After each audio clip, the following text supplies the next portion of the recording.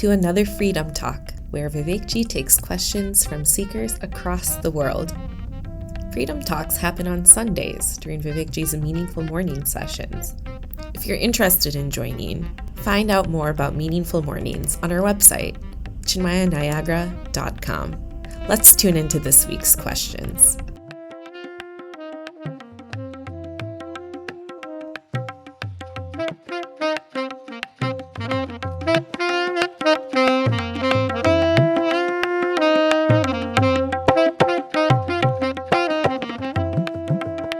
I've been sharing a lot about the more you can relate to a person or purpose, the more you can be transformed in the way that person or purpose is transformative.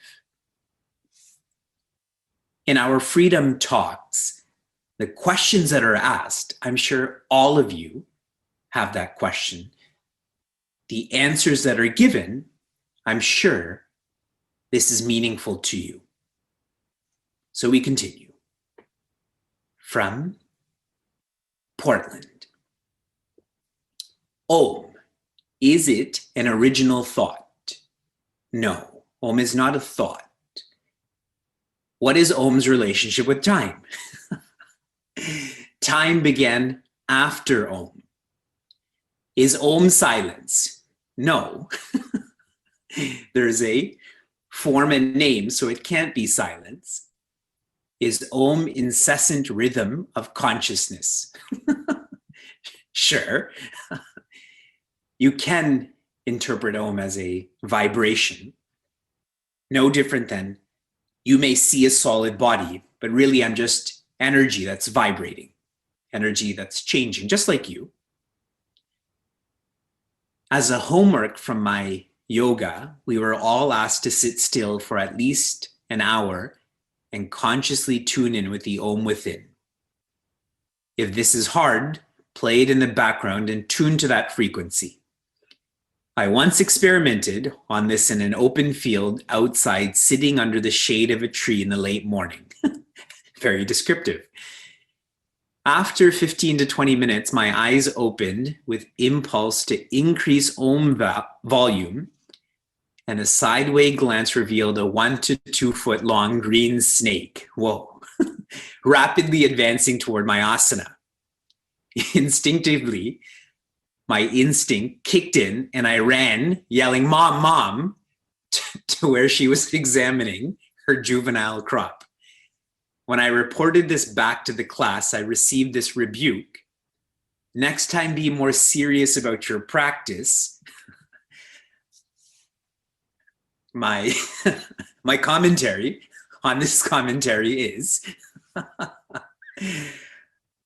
when one engages in disciplines like asana, pranayama, reading, writing, etc., be focused. And when we open our eyes, then we are distracted. I could eat something, or I can go brush my teeth, I can go for a walk. We always find something to distract ourselves with. And maybe you opening your eyes and seeing that green snake is an expression of that. Maybe. You can also interpret this as your life being saved. The fact that you opened your eyes, you got out of there, and you being rebuked for this, they weren't in that circumstance. Next time you put them in that circumstance and see how they would respond. And if they don't, then your rebuke is genuine. Next. From Chicago. This is a question on helping one be more compassionate by feeling that others, whom we find difficult, are sick. Looking for clarity on this, as I feel this could be a way one might escape acceptance of someone that they do not agree with or get along with. There seems to be a sense of superiority. It seems similar to comparing ourselves to those less fortunate in order to feel gratitude. That is deep thinking. If you don't get along with someone, if you project that they're not well, physically, mentally. If this helps you to get along with them, then you should do it. Knowing that's a means and that you should grow out of that also.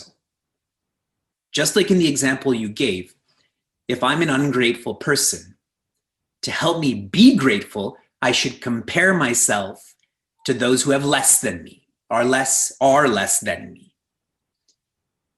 That is a Rajasic way to move oneself. It is aggressive. I would call this motivation. It's coming from the outside. But you have to deepen that to inspiration, where you are grateful for what you have and who you are independently, not in reference to anyone.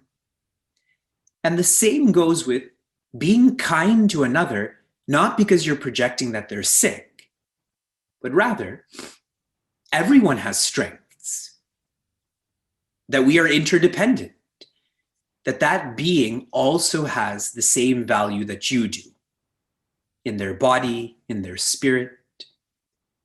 Then your kindness is independent. There's no sense of superiority or inferiority. What helps me the most to be kind to people? You're all thinking, but you're not kind to people, so that means you don't think about this. Is remembering what they've done for you rather than what they've not done for you. And relatedly, remembering their strengths rather than their weaknesses. That helps one to interact with others in a more noble or sattvic way.